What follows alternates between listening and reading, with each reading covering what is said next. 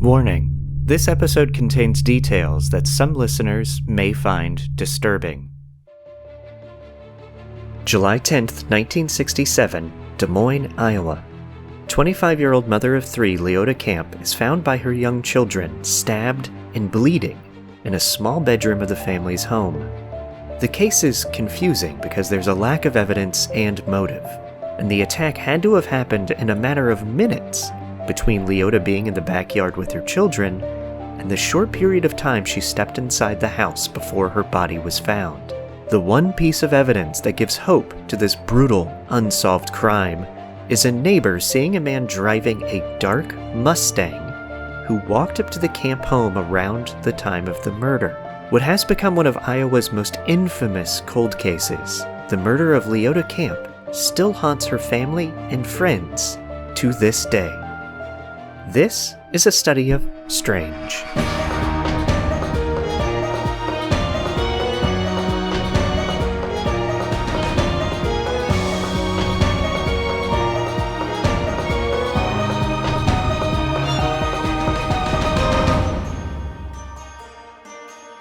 Welcome to the show. I'm Michael May, and with me again, I've gone through my Rolodex now. I'm going back to people.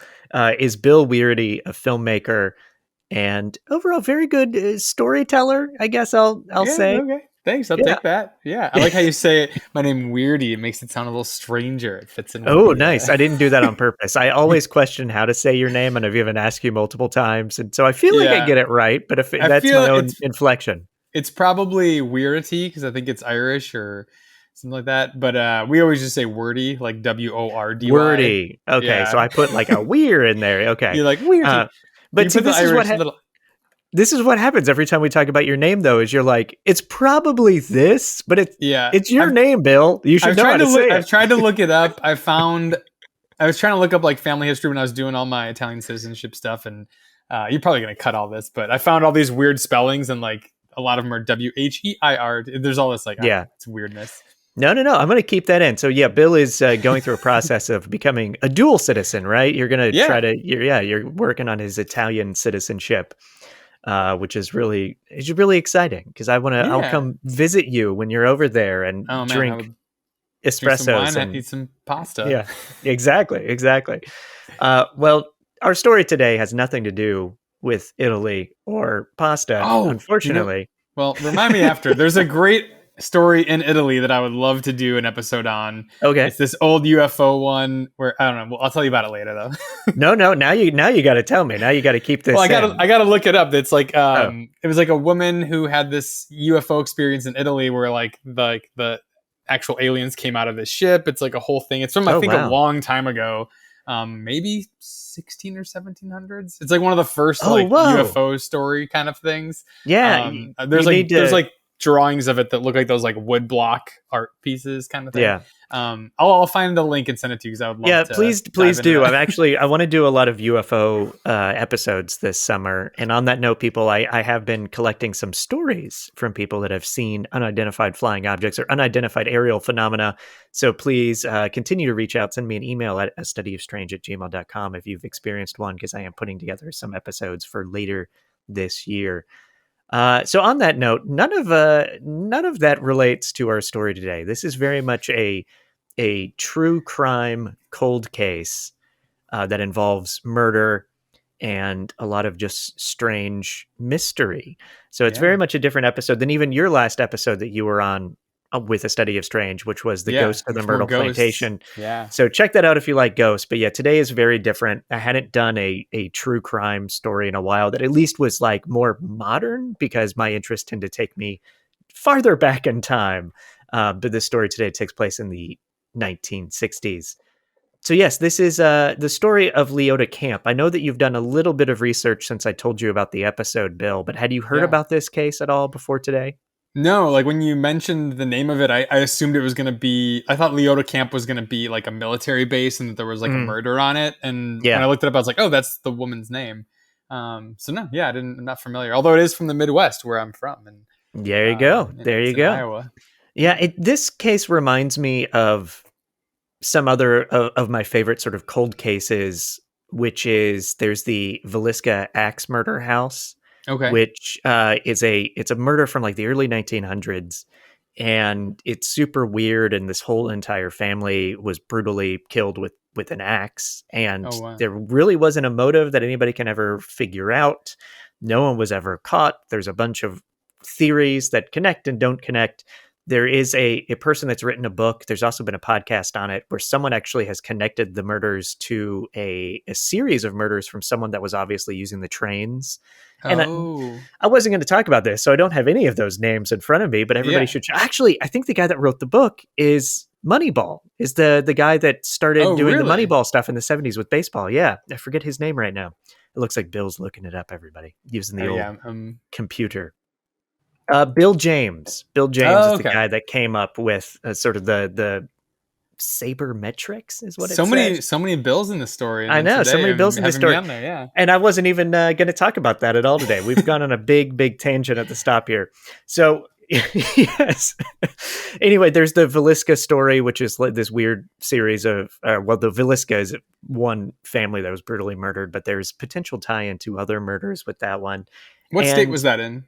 That I think Iowa as well. Is Villisca in Iowa? Yeah, I think so. Don't get mad, world out there, if I got that wrong. Today's episode is not about that, so I could be getting my facts wrong. But that story reminded me of this, where it's bizarre. There's a lack of evidence. There's a lack of motive, but I still feel like it's solvable.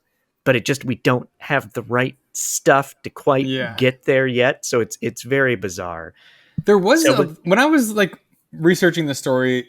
That's the thing, is I couldn't tell if I'd heard it before or if it was brand new, because there were so many details that were similar to other stories, and we'll get into that. But like once they started talking about the necktie thing and some other stuff, I was like, have I heard this? There's just such a common kind of thing. Some of it was reminding me of the Golden State Killer documentary series. Oh, that's perfect. I hate to say things and always sound excited when we're dealing with brutal death and murder, but like I am excited to talk about those things. So hang on to that. Yeah. All right. So let's get into it.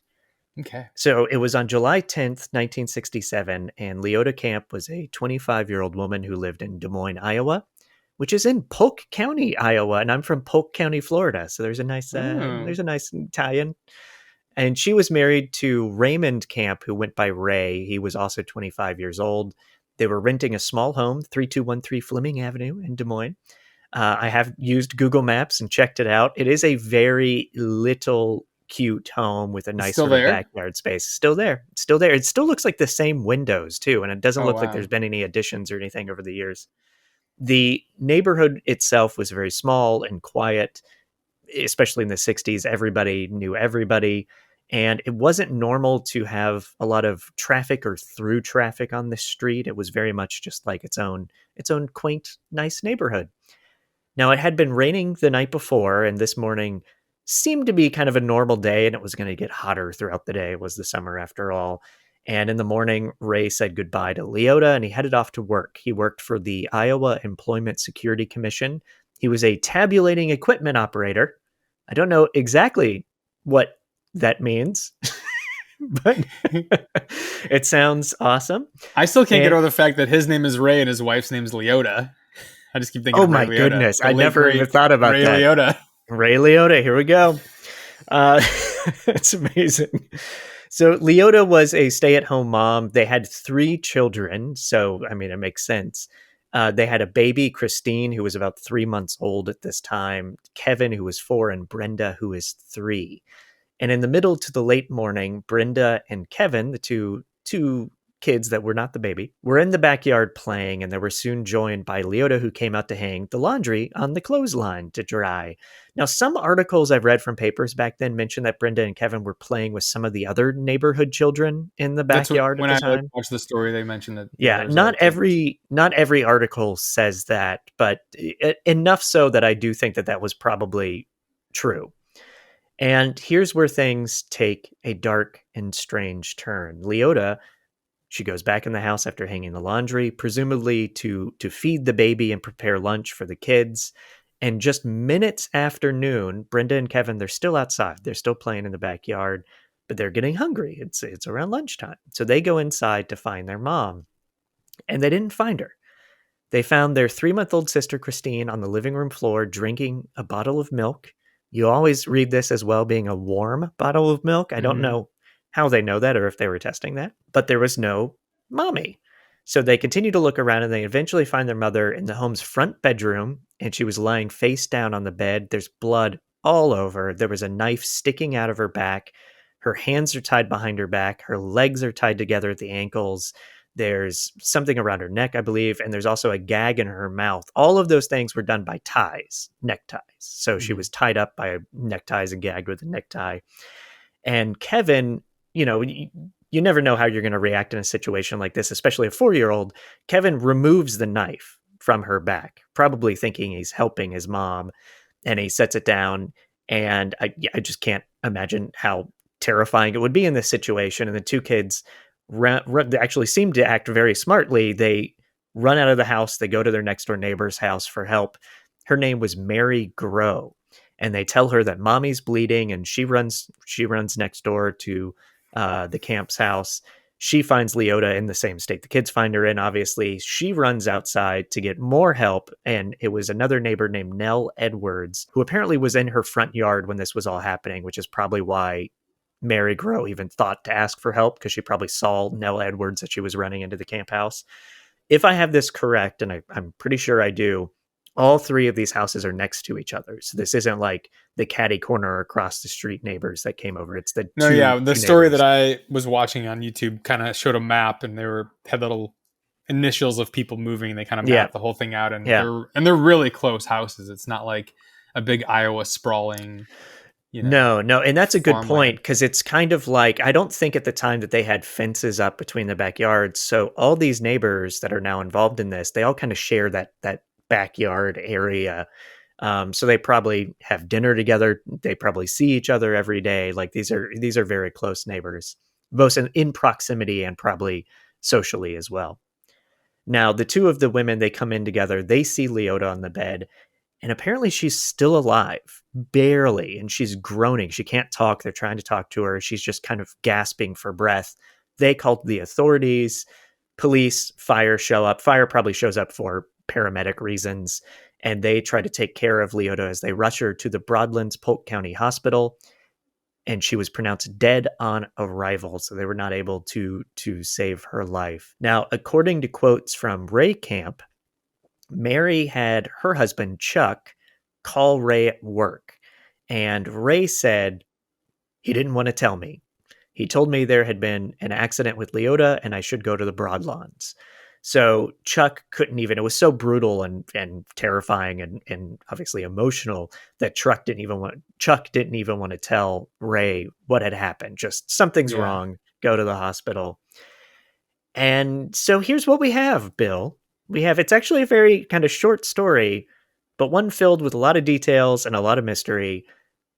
We have a murder. Yeah. And there's a woman stabbed in a quiet neighborhood. Kids are nearby, a baby on the floor in the home when this happens. Neighbors are nearby. Nell is even in her front yard just minutes after this takes place. It's a true mystery. And yes, I guess the first question that even just pops into my mind is, who killed Leota and why? Yeah. And now, did you read about the details that there was actually 2 knives? Is that stuff you want to get into? Yeah. Oh, I'm going to get into that. Yeah. Right. And that's funny that you bring that up, because you've looked at it so quickly. And I actually didn't read about 2 knives until like way into my research process. Oh, okay. And I came across it. I was like, wait, what? What?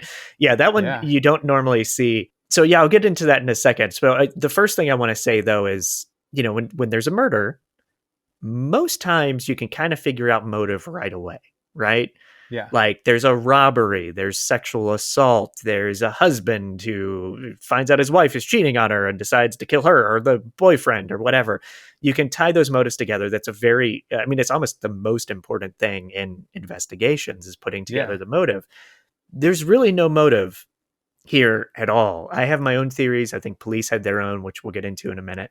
Yeah, so not only is there no motive that we can conclusively say, but no one has even been close to being arrested. I could not find any information about like prime suspects. We'll get into really? witness accounts. Yeah. Yeah, I was gonna say there was the witness account of the guy. There's a witness with account. Is it plaid shirt or plaid pants? Yep. And the But we don't know black, who he is, and I'll okay. get into that in a second. But yeah, there's no like, oh, it's Jim. You know, there's no like prime suspect that we can nail down in terms of like name and motive or anything like that. And she was found not sexually assaulted. Nothing was missing from the home, so it's not robbery. And one of the first ideas I had was that it almost seems like an assassination in a way, like a hit job, but very brutal for a hit job. And also all the neckties. Yeah, I was going to ask, did they say if the neckties, like, did the person bring those, or were they from the home where they raised neckties? Like, I didn't hear anything about those. I think they're raised neckties. Yeah. And you don't normally see that either. And that took me a while to find, but I did find a comment from. Okay. Because I was wondering if it was like premeditated where the person brought that or just grabbed stuff. No. I didn't see anything about if the knives were from like missing from her butcher's block or if they were brought from somewhere else. They were apparently from her butcher's block. Both of them? Yeah, both of them. Okay. So Dr. Leo Luca, who was the Polk County medical examiner, he found that Camp had died from 4 stab wounds in the back, and the wounds had penetrated her lungs, and she died because of that from internal hemorrhaging. He commented to newspapers back then that he thought the murderer was some kook or pervert that killed her. I'm sure he didn't sound like that. Apologies to Iowa people. I also read that they were trying to like I don't know if it was CPR back then, but they were trying to revive her. They were on the way on the 7-minute ride to the hospital and everything.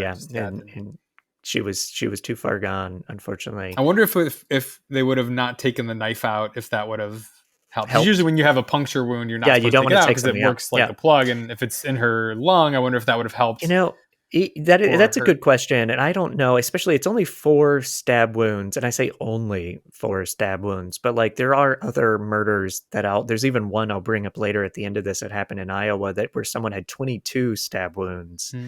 And so 4 is an interesting thing, which I'll circle back to with my own. And technically 2 of them were plugged because the knives were in there. Yeah. So and to specify this, so Des Moines police said the wounds were inflicted by 2 different knives from the kitchen set. So there you go. One was found on the bedside, which is presumably the one Kevin took out. And the other one, the body of the knife was stuck in her back, and the knife's the handle had been broken off, which shows a lot of force. Yeah, which is an important little fact there. Now, a neighbor, I think her name was Mrs. Dowell. It was actually hard to find because I think they purposefully don't say her name normally. Told police of seeing a man in his 20s, about 5'9", wearing a white and brown plaid shirt, as Bill's already said. Some newspapers say jeans, some just say dark pants or trousers, and driving a black or dark blue Ford Mustang. He had parked sort of down the street just a little bit, and then walked kind of diagonally across the yard to the camp home. Some articles say he was a handsome fella. Some other articles say he was stocky. I heard stocky, yeah. Yep. So it could be both. They said it was be both. Was it 66 or 65? I forget. 65 or 66 Ford Mustang. Range, they said there was like louvers on the sides. Louvers on the sides, which is that inset on the door panel? I was looking at a picture. They had a picture of the car in the video. It's kind of like on a diagonal angle on the back kind of door. It's the part of the like roof that goes down from the roof to the back, that angling down. There's like louvers on that. That's hard to describe without showing you a picture. I apologize. Yeah. They had a picture in the video, but I was looking at the door panel because it had like this inset. It almost looked like gills on the side of the door. No. And then there's fins. There's a lot of like fish stuff on cars back then. There's like gills on the upper side, so not like on the door itself, but kind of. I'm trying to use my hands to gesticulate an angle for Bill because I'm not sure how to say it verbally. He's looking up a picture though, and I will have pictures of because I know louvers on. Oh, okay, those. Gotcha. Yeah. But gills are a good way to describe them. I think gills is a nice. Yeah. Well, it's like then the louvers on the back windshield are like the DeLorean style, like those like slats. Oh yeah, it almost looks like It's a good way to say it. I'll have pictures of appropriate Mustangs for everybody in my show notes or links to pictures, and I'll put up some photos on Instagram as well. No, that's an important distinction because you're trying to figure out who this was that went to the house.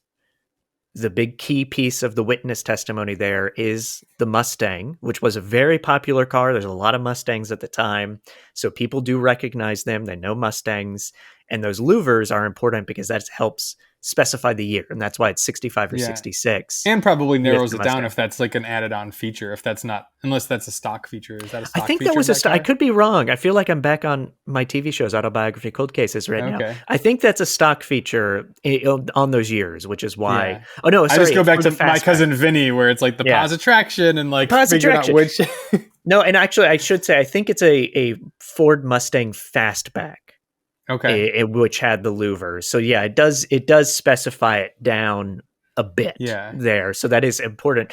As police found out, though, there were hundreds of those cars in the area. So it actually didn't narrow it down enough. Because they did, that was the main piece of investigation, evidenciary, sort of stuff that they had to go by investigating this. So they did go down that rabbit hole. Police sound like they really researched and investigated that Mustang angle as much as they could. And it just didn't lead to anybody that kind of fit the description or was in the area at the time or would have had motive or wasn't seen somewhere else. Like it didn't end up helping, and you would think it would have. Now, another neighbor saw this man leave the camp home just a little after noon. So he shows up right around noon or a little before, crosses diagonally across the yard, goes to the door, leaves. Yeah, because he was parked in front of the house next door. Next door. Yeah. And no one knows if he knocked on the door, if the door was unlocked and he snuck in, if he picked the lock and broke into the house, or if he did knock on the door, did Leota open it and let him inside? Mm-hmm. And this connects to a plausible theory that I don't know if it's true or not, that I'll get to later, if he did knock on the door and she opened it and started talking to him, which brings up a couple of things we'll get into. First, it is in my notes here. So apparently there were hundreds of calls with tips in the days after the murder, and none of them led to anything substantial. And they did look at hundreds of cars and car owners that also did not lead to anything substantial.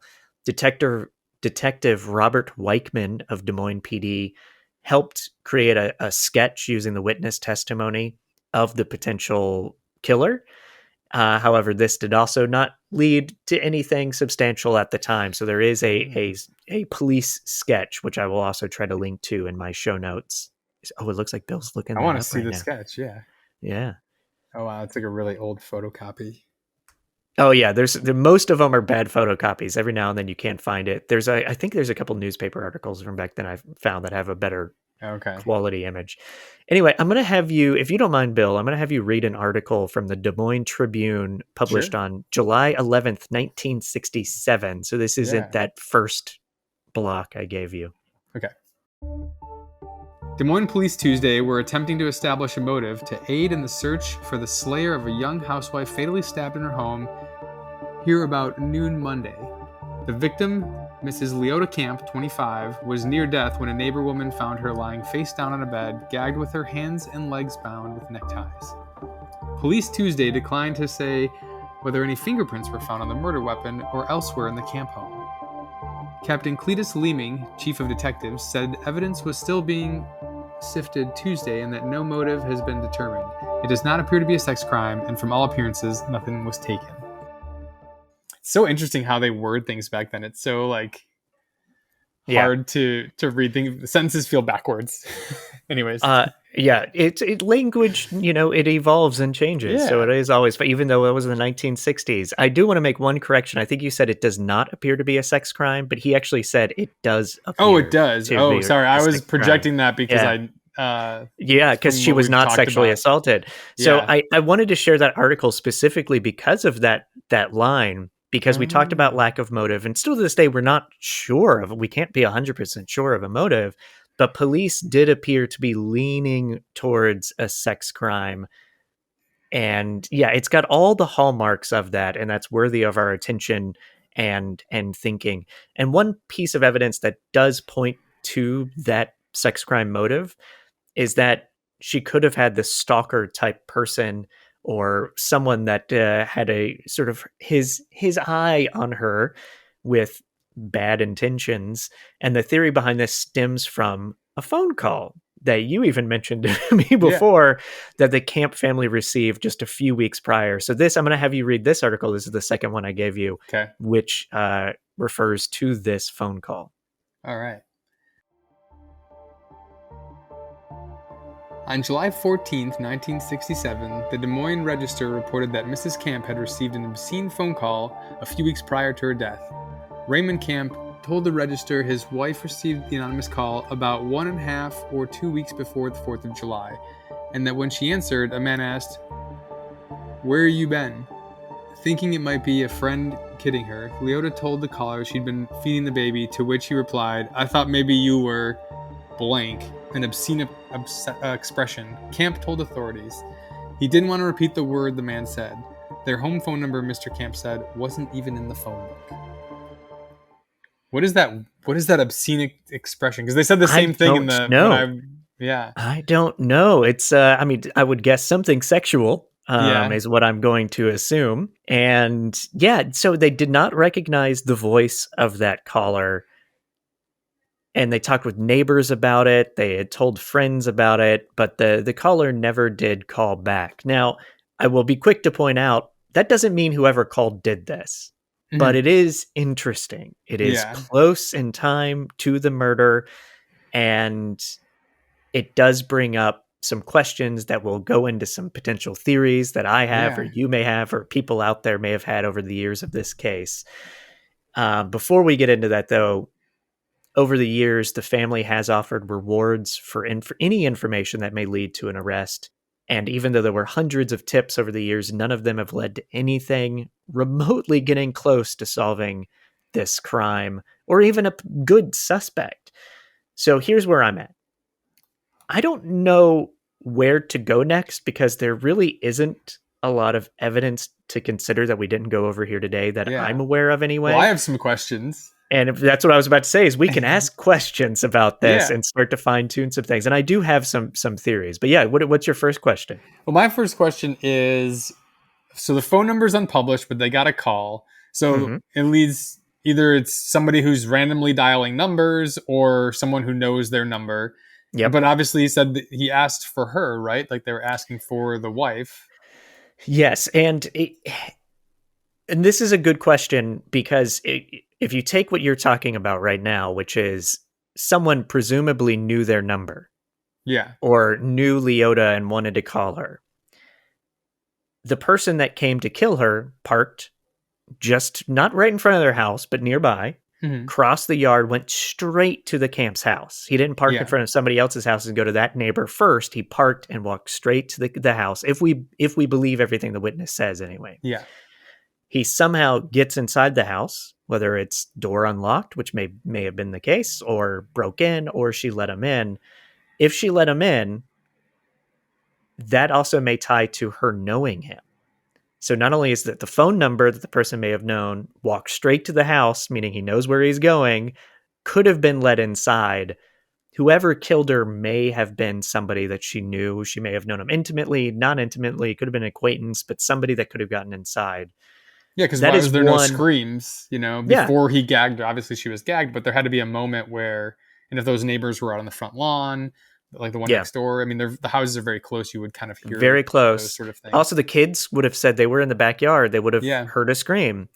No one heard a scream. And there is another way to look at that, which I'm just jumping around here because that's part of kind of formulating these thoughts. Yeah. But some people think maybe she came inside after hanging up laundry, and whoever this was already in the house and surprised her and caught her. Yeah. And that's why she couldn't have screamed. Yeah. Something like that.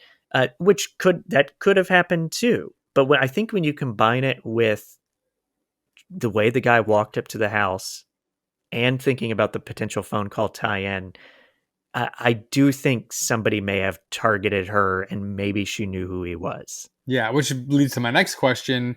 Did they cross-reference people that they knew with people that owned that car? Obviously, there's hundreds in the area, but did anybody they know appear on that list of people that own that So car? I don't know because I never came across that. I've had that same question too. I can assume yes, because it seems like they really went down that rabbit hole of that car. Mm-hmm. And because of all the things that we're talking about, I think even very unexperienced police investigators would be asking the same questions. So, Yeah. like I'm not a detective, so I'm thinking of these things. I'm sure an actual real investigator is going to think of these things and go Yeah. down that rabbit hole. And But so I'm back going in to the assume day, yes. they like would let things. I mean, I don't feel like Yeah. things were as dialed in, you know? That may be true, but I still think that full effort was given. I think Yeah. this is a place. I actually read the stats of murders in the area, and I can't remember them offhand, but there were like 6 unsolved murders from the last 10 years previous to this, Okay. which that's a lot, but that's Yeah. not a lot when you consider I think Des Moines is the largest city in Iowa. So they're trying their best. I really Yeah. haven't read or heard or come across anything that seems like the police department wasn't giving their Mm-hmm. full attention that was necessary to this. And was there I, anything similar that happened in the area, like to lead towards this being like a serial yes, instance? yes. So okay, so that'll lead into something I read. Before we I'm go sh- down that rabbit hole, though, yeah, I also just want to throw out the comment of yeah. like, what happened to the knife handle, and also point out that, I mean, back in the 50s and 60s, things were just made so much better, like built to last. Like all of my tools that I have that are vintage tools, like are still around and still running.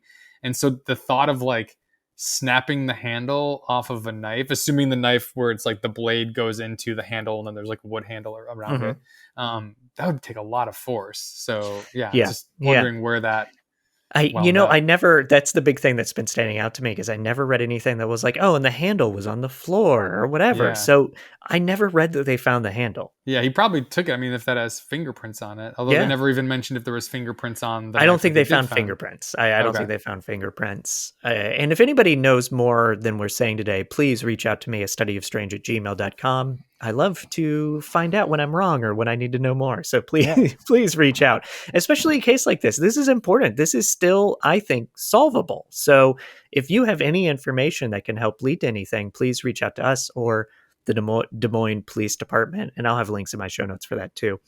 And Now, can you imagine someone like buying like a used 65 Mustang at auction and finding the handle like in the trunk or yeah, something? Like that's something it's totally look, possible. weirder things have happened, and one of the things I was going to save till the end, but I'll bring up right now before I go into this other theory is DNA. Like, is there still stuff from this crime scene that's in possession of the police or in storage somewhere where we might be able to extract DNA from something that could lead to somebody else? Because obviously they weren't doing that in 1967. Yeah. And that goes into the Golden State stuff that we were talking about. Yeah, yeah.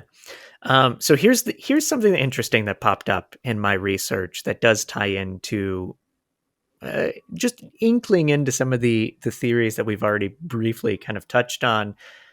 Iowa cold cases. There's a website where you can read about a bunch of Iowa cold cases. A lot of states have websites like this because they want potential information that can help them solve things.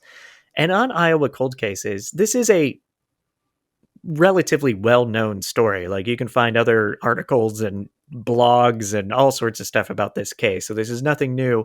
So there's a lot of commenters. And I hate reading comments on anything because it's terrible. However, I do force myself to do it when I'm researching because every now and then you get a nugget of something that leads you down something else. And there is a commenter on Iowa cold cases that has a theory. And I think he's even written a book or something like it. I don't want to say who he is because I feel weird doing that without permission, but everybody can go on Iowa cold cases and I'll have links to it so you can read about them. But this person claims that Leota was a target from an arrested person who's a convicted rapist and counterfeiter, to be specific, someone named John Mike DeBartolebin. I worked on saying his name and now I can't say it right. DeBartolebin? I think it's DeBartolebin. And like I said, he's a convicted rapist and counterfeiter. He was arrested by the Secret Service in 1983. He died in 2011 in prison. He was found or suspected to have committed a lot of very serious sex crimes. He was not brought to trial for any murders, though he is a suspect in many murders. And his modus operandi was apparently to pretend he was a real estate agent and knock on doors. Oh. which is interesting when you think about the guy in the Mustang. Now, was he in Iowa at this time? Did he drive a Mustang? I don't know. I can't find out those things. The sketch of the potential criminal does appear to be somewhat similar to DeBartolome. Can you look up DMV records? Is that something people can do? To a certain extent, yes, you can. I have not done that myself, but there is a way to do that. And he is a suspect in another Iowa cold case from 1969, a Dorothy Miller, and Miller was found raped and stabbed 22 times in her home in Des Moines County. So there's no direct tie to DeBartolome to Leota Camp that I can find outside of this commenter who's done his own interesting research. He does seem to have confirmation bias. I'm just taking that from the comments because it seems like he has his own work he's trying to draw attention to. But it is interesting. DeBartolome was a criminal. This is a convict that has a crazy story that I read all about. Like, he could be an episode of this show on his own. And just the idea of like this, someone knocks on the door, their real estate agent. Hey, I'm interested in buying your home and selling it. Or are you selling the home? Or, all those different ways that you can knock on a door and get somebody to trust you right away. Yeah. And that brings up something too. I meant to mention this earlier, talking about all the theories, but the reason there may not have been sexual assault is because the kids came in the house. And that could have scared him off. Or he heard the kids in the backyard and was like, oh, wait, there's too many people nearby. I thought it was just the baby, because he would have seen the baby. But like, oh, give the baby milk, leave the baby alone. So I think he could have been interrupted by the kids and ran out of the house. Yeah. Or he could have, if she was struggling and he had to stab her beforehand, that might have led him to then try to flee early. Like maybe he was planning to do it, assault first and then murder. Possibly. Yeah, that's a good question. But yeah, if DeBartolome, since he's a suspect in this person that was sexually assaulted and stabbed in Iowa 2 years later, it's an interesting connection. It's no more than that, but it's an interesting connection. Yeah. Now I want to know what kind of cars he had registered in his name around that time. If it was even his name, if he's a counterfeiter, he might be also, able to. Yeah, me too. Identity. That's definitely worth looking into. So I have all these other notes, Bill, but a lot of them just already kind of comment on things that you've brought up. Just to kind of debunk it right away, not a lot of people, when there is a murder and it involves a spouse, the first suspect is always the other spouse. Mm-hmm. And to me, Ray does not seem like a suspect at all. Well, I'm sure they could confirm he was at work too. They definitely were. He were literally punching in and out. And yep, they also called him at work, so he wasn't there. Did he hire somebody to kill her? He seems like a very loving father. The family are all still close to this day. They are alive today. I don't think he'd be like, let me hire somebody to kill my wife while my 3 young kids who can't take care of themselves are home alone. That doesn't seem to be something that makes a lot of sense. So just because I know a lot of people will jump to that without knowing much about the case, but Ray was not, in my mind, a suspect in this, nor should he be. Now, did they test blood in the room? Like, could the killer have scratched himself or cut himself? And could that blood still be around on some evidence that's in a locker somewhere? I'm not sure. I don't know the state of all that kind of stuff, but that could be interesting to do too, especially when it comes to DeBartolome. We could see if we could tie blood or DNA to him. Yeah. However, I don't think anybody's done that. I'm not sure there's enough there to make that happen with law enforcement, but I could be wrong. But yeah, that's the mystery of the cold case of Leota Camp. Like I said, it's really not a long story, but it's bizarre. Yeah. And it reminds me of other cases, like I mentioned, the Villisca axe murder, and you mentioned the Golden State Killer too. So do you want to talk about that a little bit?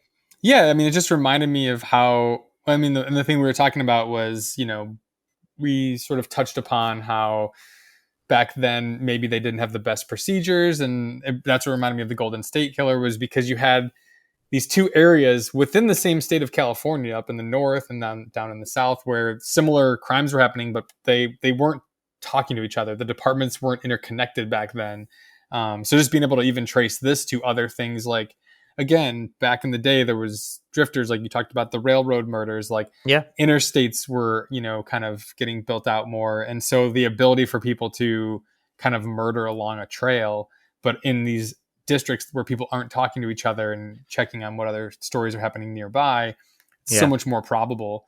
If you ever do a Golden State Killer episode, by the way, you should have my mom on, because she was living in Sacramento when that was going on. Like, I remember we were talking about the show, and she's like, oh yeah, I was living there when that was happening. I remember like all that stuff and like all the craziness of like what was going on. I was like, I didn't know this. And then recently she's been talking about how all she wants to do is start a podcast, and how do you do it and all this stuff. So she would just go nuts to be on. I'm sold. Let's do it. If you ever get into that, have her on for sure. Well, now I need to do that. It's a really good idea. Yeah. So thank you so much, Bill. I don't think there's much more to go over in this.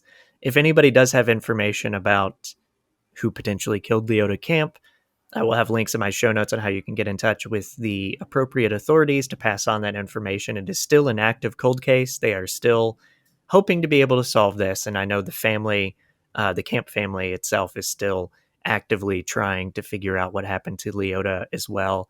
It's a very sad story. It's very brutal. It's very terrifying. And, by sharing something more modern, which has not been my usual type of episode, I do want to say the part of the reason why you want to explore stories like this is you never know what may lead to actually solving it. So take an interest in things like this if you're into true crime, everybody. Thank you, Bill, for being on. Yeah, no Do you problem. want to plug any of your stuff where people might find you? I mean, I don't have anything new to plug, but yeah. If we get the movie made, we'll have to do an episode on some real life vampire stories. Absolutely. Get into that. All right. Well, thanks a lot, Bill. I'll talk to you soon. Yeah, no problem. And that's our show. Thank you so much for listening. Thank you to Bill Weirdy. Please support the show by following or subscribing wherever you listen to podcasts. And if you can take a moment to leave a review, that would be much appreciated. You can also support the show by checking out our Patreon account, which you can find through our website, astudyofstrange.com, where you can find exclusive additional content, episodes that are unedited, and all sorts of fun goodies there. We have some more true crime episodes coming up in the near future. So check back often. You can follow us on Instagram to get updates on releases. And that'll do it. Thank you, and good night.